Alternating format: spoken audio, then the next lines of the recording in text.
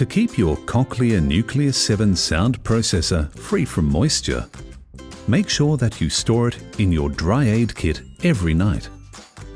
For optimal drying effect, store your processor fully assembled for 8 hours.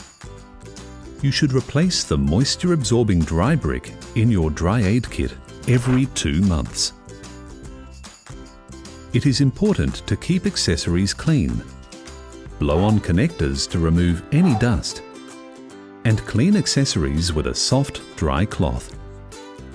Check the microphone protectors for signs of dirt or grime, and replace if needed. For long-term storage, you should remove disposable batteries from the battery module before storage.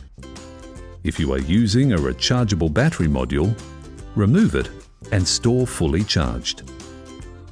When storing more than one rechargeable battery, be sure the connectors do not touch, as this could short the batteries.